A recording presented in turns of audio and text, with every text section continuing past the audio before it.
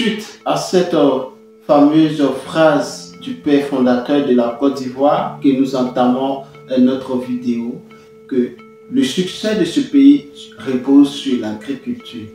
Donc dans ce domaine de l'agriculture, il est primordial aussi de pouvoir se concentrer sur les aînés, dont le père de la nation, Félix Houphouët-Boigny. Je vais dans cette vidéo vous présenter un monsieur qui s'est inspiré de ce monsieur pour pouvoir percer dans ce domaine, n'ayant même pas de formation dans le domaine de l'agriculture.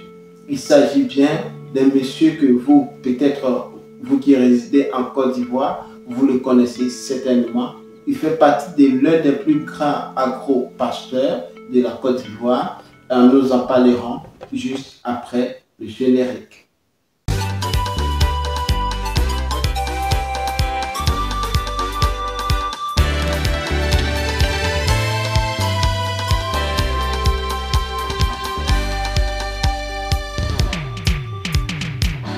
Salut à tous, bienvenue sur ma chaîne. Pour vous qui ne me connaissez pas, je suis Kwame Ferdinand, agripreneur, négociant de matières premières spécialisé dans la culture pérenne telles que le cacao, les noix de cajou, les palmiers à huile.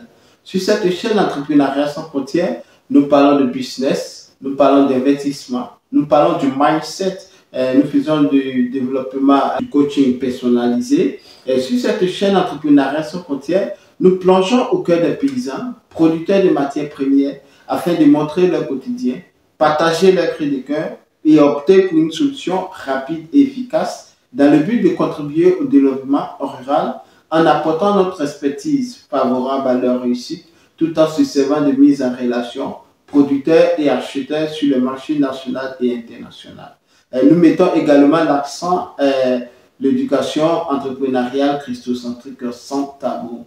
Si vous êtes en quête d'informations judicieuses, capitales pour le développement de vos business, soyez la bienvenue car cette chaîne est faite pour vous. Tout d'abord, avant de rentrer dans le vif du sujet, je vais vous inviter à vous abonner à cette chaîne si ce n'est pas encore fait, à liker nos vidéos, à partager cette chaîne massivement autour de vous, à activer la cloche de notification afin de recevoir en permanence nos publications sur cette chaîne. Comme je l'avais dit tantôt, dans l'introduction, toute personne qui désire se lancer dans un domaine doit avoir pour modèle. Et nous allons voir dans cette vidéo M. Sili Dosso. M. Sili Dosso qui occupe ses fonctions étant salarié dans le gouvernement, a aussi misé sur l'investissement dans le domaine agricole. Suite à cette vidéo, nous en parlerons peut-être à plus tard. Sianan, Kaman, Kwaman, 3 villages du centre-ouest de la Côte d'Ivoire, région du Ouorodougou.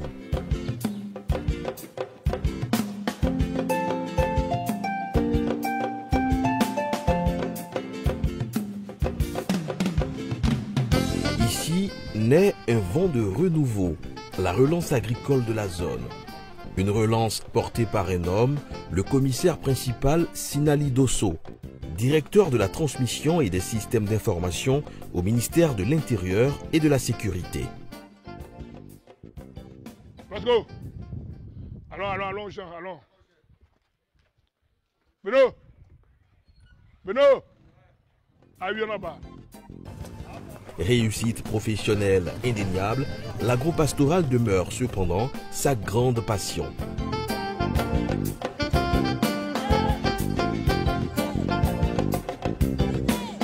Ce jour, il se prépare pour une visite dans ses plantations. Et c'est à bord de sa Jeep qu'il parcourt sa centaine d'hectares de différentes cultures de rente et de produits vivriers.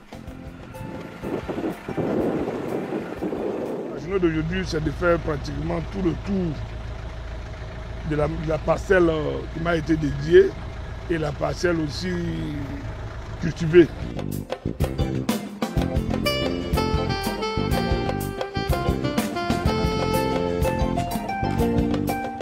Ma parcelle commence à partir d'ici. Donc tout n'est pas encore exploité, hein? Mais c'est ma parcelle qui commence à partir d'ici. Jusqu'à là où on s'en va. Ah, normalement, vous avez en longueur ici pratiquement 2,5 km. Normalement, c'est un carré de 2,5 km, enfin 2,5 km. Ça fait normalement 25 par 25, ça fait 625. Hein, 25 par 25, on a 625 km carrés en surface.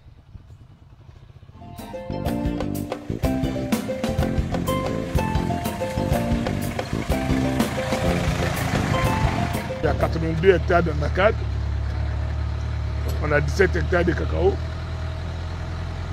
60 hectares de manioc, j'avoue, et 30 hectares de maïs. Donc on ne peut pas faire tout ça à pied.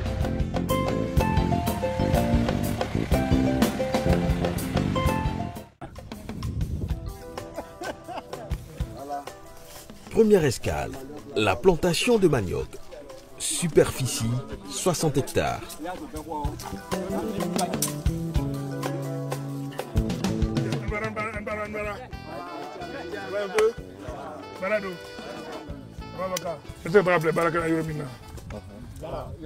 Ouais, je vais aller voir un peu.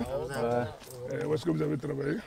Alors c'est un rituel, chaque fois quand vous venez dans votre plantation, c'est comme ça, vous échangez avec vos maris? Oui, toujours, chaque fois.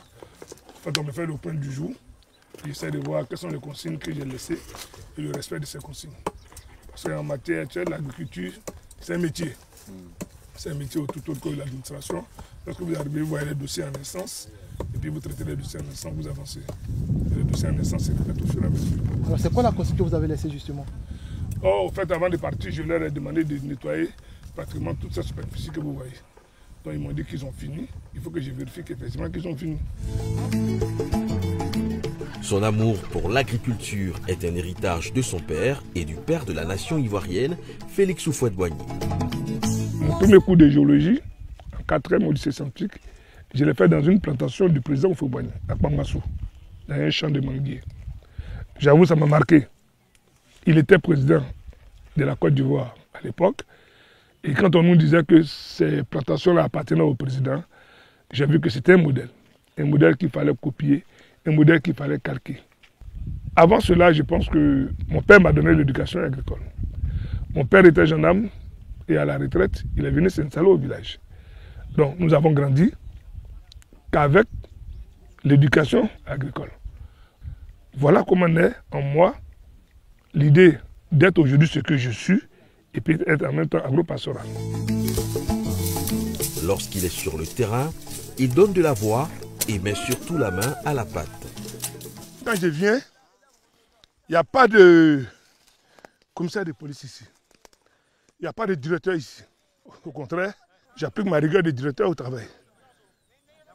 Au même titre où je mets à la pâte pour dépanner des radios, c'est la même chose où je mets la main à la pâte pour leur montrer que non, la machette, je peux la manipuler sous toutes ses formes. J'ai grandi dans ça. Donc vraiment, on ne peut pas nous enlever ça. Mais quand j'ai 3 jours de permission, je n'ai pas à Sini, je n'ai pas en France. Je viens au village. Sa passion pour l'agriculture fait de lui un modèle dans cette partie de la Côte d'Ivoire. Jeunes, hommes et femmes s'invitent régulièrement dans sa plantation pour toucher du doigt ce qu'ils réalisent en apportant leur contribution. C'est notre première fois en tant que leader de jeunesse venir dans un espace de 60 hectares de manioc. Ce n'est qu'une première fois pour montrer à la population du Ourodougou et même au-delà de la population de la Côte d'Ivoire, montrer que ici dans le Ourodougou, tout peut pousser ici. D'ailleurs, bien même que nous sommes dans une région située dans le nord-ouest de la Côte d'Ivoire. Donc, pour ces gens d'initiative, quand un cadre est motivé comme ça, vous, la jeunesse, vous devrez l'accompagner dans ce élan-là, afin d'atteindre son objectif.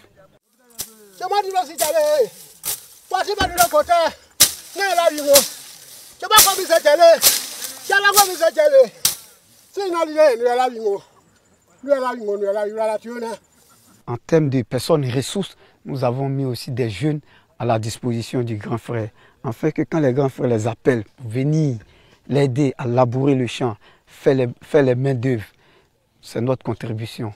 Et le grand frère a lu de capter les moyens pour aller. Donc nous sommes vraiment les personnes et ressources en termes de main d'œuvre.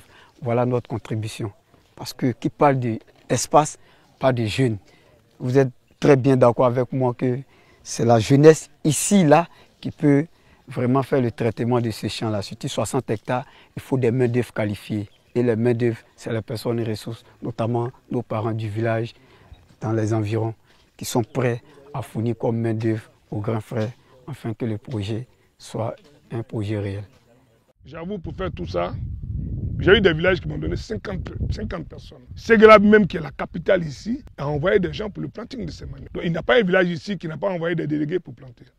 Donc en somme, on est au-delà de plus de 400 personnes qui ont participé à cet édifice que vous voyez comme ça. C'est un grand plaisir pour tous les fils de Rodou et de Roba. Tu vas n'importe où, dans le Roba aujourd'hui, là, ils vont te demander qui est Sinali, commissaire Sinali. Mais on le voit que vraiment il a fait un grand culture de manioc, de maïs, avec de l'élevage, tout et tout, il en a que tout. Vraiment, ça nous fait beaucoup plaisir. C'est nos enfants, notre fils. En tout cas, vraiment, en plus bon Dieu, tous les cadres aussi, donc à venir faire ça comme lui pour nous au village.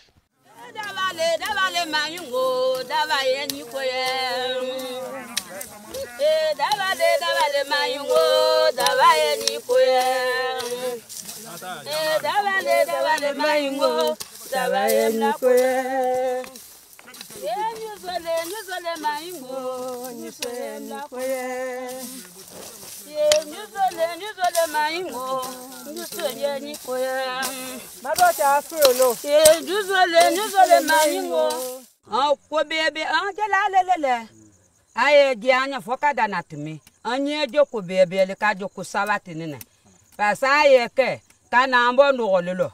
Le manioc là, c'est pour notre papa, on vient travailler pour lui. Le manioc c'est important, c'est pour le pays, c'est pour nous tous. En Côte d'Ivoire, la terre est riche. Et le président Foubani avait pour habitude de nous dire que le succès de ce pays repose sur l'agriculture. Sinali Dosso pense également grand.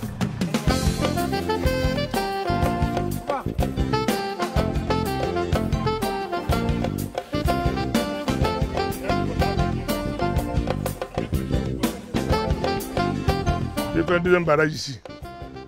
Donc de là, au moins 100 mètres de long, peut-être 20 mètres de large, pour que ce soit vraiment un barrage qui va me permettre d'irriguer toutes les plantations. L'eau ne t'arrive jamais ici. Donc c'est d'aménager, de nature à avoir assez d'eau qui peut nous permettre de faire le manioc vraiment en toute saison de l'année.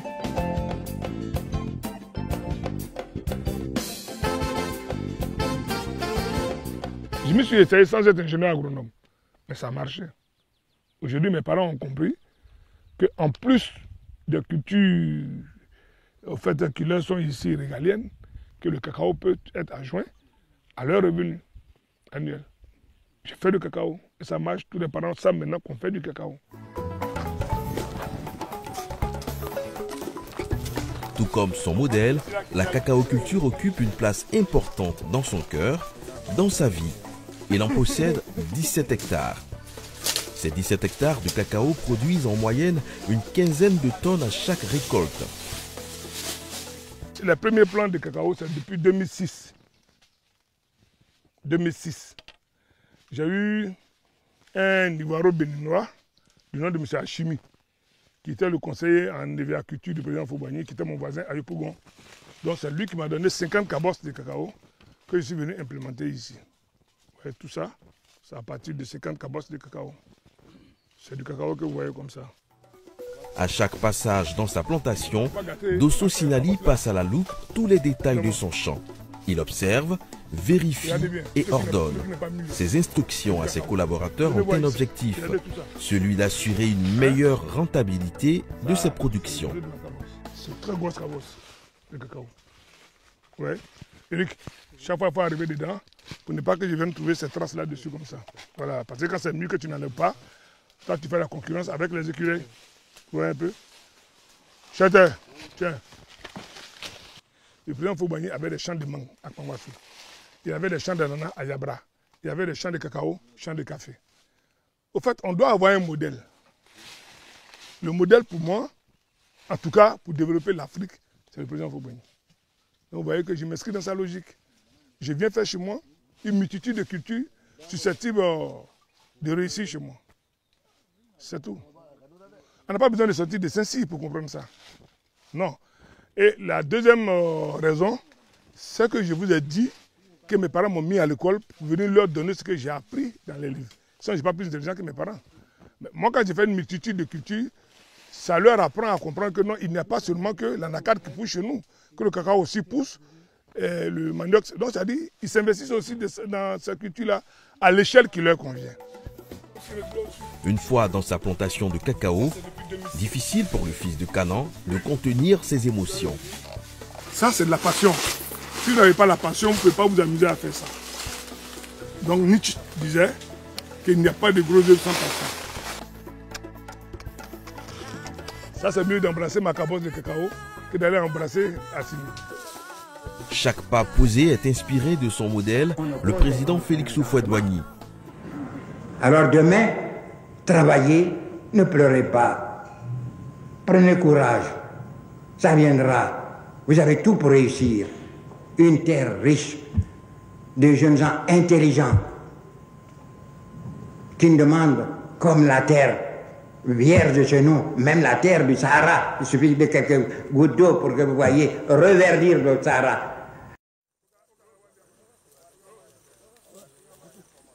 Retour dans le champ de manioc, cette culture qui revêt un caractère particulier pour Sinali Dosso. Tout ici. Eric, même ça, il faut leur faire des apports en engrais. Même s'il pleut, ça va venir trouver. Mais un peu dans l'engrais liquide là. C'est la première année où je m'investis un peu dans le manioc. Les années passées, je faisais toujours du maïs. Mais destiné toujours au bétail.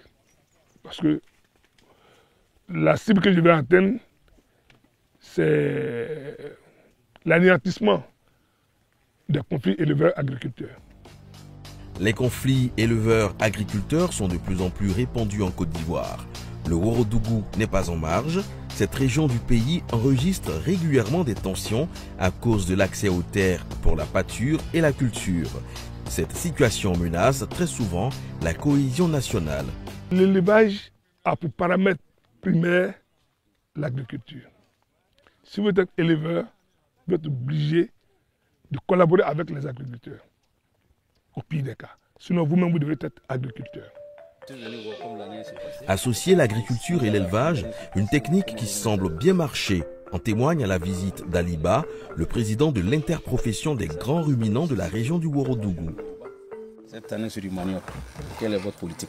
Il n'y a pas de politique particulière en cela. Comme un bétail, il doit changer d'alimentation.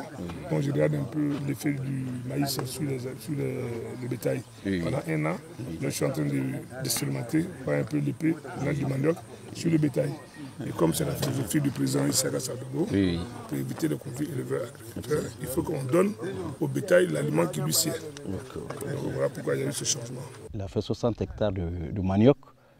Non seulement ça sert à faire à checker, et puis l'écorce aussi, avec la vitamine pour la nourriture des animaux, sur place, qu'on enlève, qu'on appelle ça dans notre jargon, l'élevage intensif, maintenir les animaux sur place pour les nourrir sans faire de dégâts. Mais ça a un coût. Donc, celui-là, en tant que représentant du président national, M. Issaka Sabadogo, président d'interprofession, pour interpeller l'État de Côte d'Ivoire, pour l'encourager, encourager la jeunesse ivoirienne à ce sens. Une visite encourageante pour l'agropasteur de la région.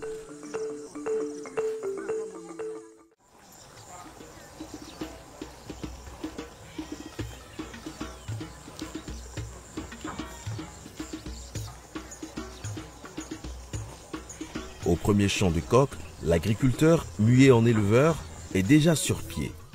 L'agropasteur est lui-même aux petits soins de ses bêtes. Il commence par les nourrir.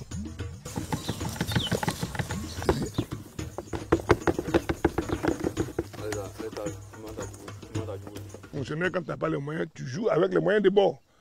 Donc moi, je paye la race sauvage à 90%, et puis j'apporte le mâle amélioré à 100%, et puis j'ai fait des clonages.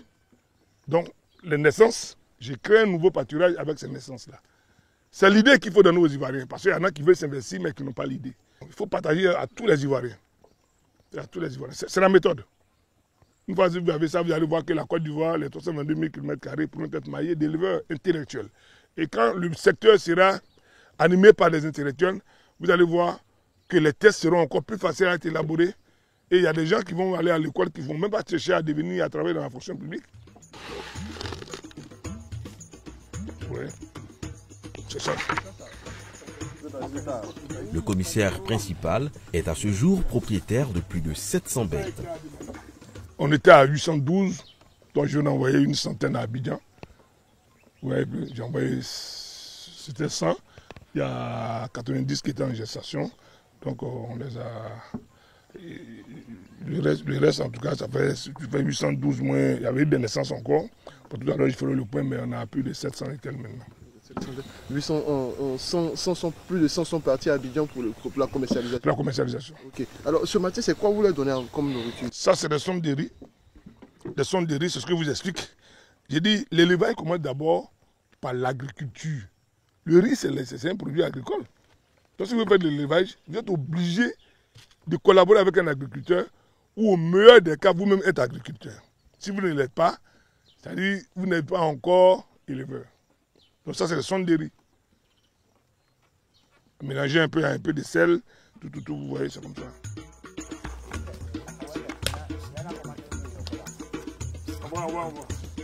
L'élevage est perçu par Sinali Dosso comme une activité d'avenir, une activité lucrative. Il ambitionne de susciter des vocations à travers son expérience.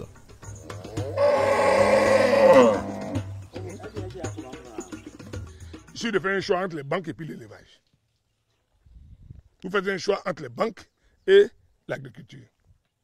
Mon frère ici présent, on a eu le BPC la même année. Il a opté pour l'agriculture. Après le BPC, il n'est pas allé quelque part, il a fait l'agriculture, il est à Tabou. Aujourd'hui, il est l'un des investisseurs de Tabou. Donc ça dépend de ce qu'on fait. Si on vous paye 100 000, moi, tout ce que vous avez vu hier, c'est 20 000 par mois. Depuis 1999, ça fait combien? Par mois, depuis 1999. Aujourd'hui, on est en 2024, ça fait 25 ans de cotisation par mois ou d'investissement par mois, 20 000. Et si ces bêtes sont si grasses, c'est bien parce qu'elles évoluent dans un environnement remplissant les conditions optimales de l'élevage moderne. Le matin, quand on se lève le matin, le premier d'abord, c'est de contrôler les bêtes. S'ils ont bien dormi. Le deuxième départ, c'est de voir l'aliment qu'on a servi au soir. S'ils ont bien mangé ça ou pas. S'ils n'ont pas tout mangé, c'est qu'il y a des bêtes qui sont dedans, ils n'ont pas de bonne croissance. Donc on est obligé de les contrôler pour retrouver ces bêtes. Et si on retrouve que tout c'est vide, les maillons sont vides, les bêtes sont en bon état. Donc, le matin, plutôt à 7 h, on commence à les servir, leur manger. On les sert 3 fois par jour. À 7 h, à midi, à 17 h. Lui, il doit faire au moins 5 tonnes. Vous voyez bien? C'est-à-dire que même s'il vend le kilo à 1000 francs, quand vous avez 5 tonnes, ça vous fait 5000 kilos, ça fait 5 millions. Vous comprenez un peu bien. Donc l'idée, c'est d'avoir beaucoup comme ça. Et un Ivoirien qui a au moins 100 comme ça, vous pensez qu'il est comment? Il est riche. Donc il est là, ça c'est ses bébés. Outre leur chair tendre, ces vaches sont tout aussi prisées pour la qualité du lait qu'elles produisent. L'élevage de la viande, pour moi, ce n'est pas ce qui est porteur. Ce qui est porteur, c'est l'élevage laitier. Parce que chaque jour que Dieu fait, la vache laitière va te donner une quantité de lait. Or, vous ne pouvez pas vendre une vache tous les jours. Donc, le lait, c'est une source de richesse. Moi, j'ai créé le Orobapra, la production animale du district du Oroba. Mais le lait qui est issu de tous ces cheptels-là, j'appelle ça le Oroba non. L'agropasteur ambitionne également de transformer tous ses produits locaux en produits finis. Sinali Dosso vise donc l'industrialisation. Cette idée occupe ses pensées depuis de longues années. Aujourd'hui, quand les pays africains crient pour dire non, vraiment les gars nous payent le chocolat, moins cher, ils le rendent encore. Attends, j'arrive. C'est parce qu'ils transforment le chocolat. Mais ils ont raison. Si nous-mêmes, nous ne cherchons pas à transformer, on va toujours penser qu'on est biaisé. Cherchons à transformer. Je vous dis toujours que le président de la République, le premier président, le président Houphouët-Boigny, avait eu cette vision-là de produire et de transformer en créant les sauts de riz, sauts de mie, sauts de prat, sauts de sucre. Donc tout ce qui est sodé, était une vision du président Félix Houphouët-Boigny parce qu'il a compris que pour acquérir une indépendance totale, il faut qu'on puisse adjoindre la production à la transformation. Et c'est cette vision que j'essaie d'appuyer.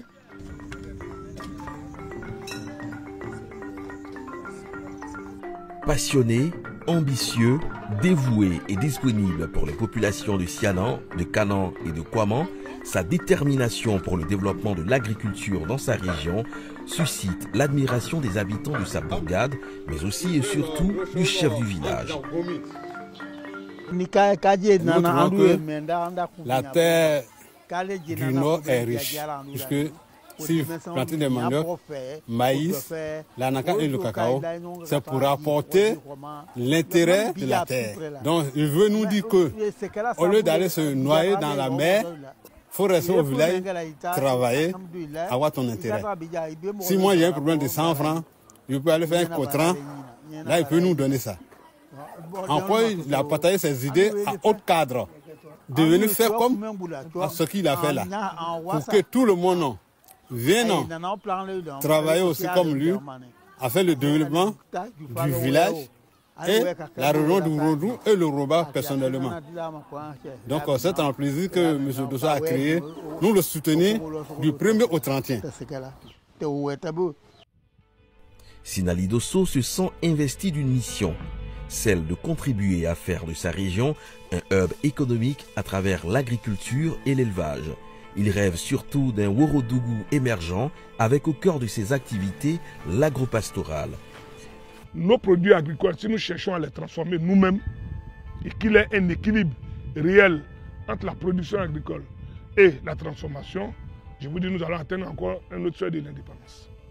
Le président Houphouët-Boigny l'avait à l'époque. Malheureusement, il n'y avait pas assez d'intellectuels pour animer les unités de transformation.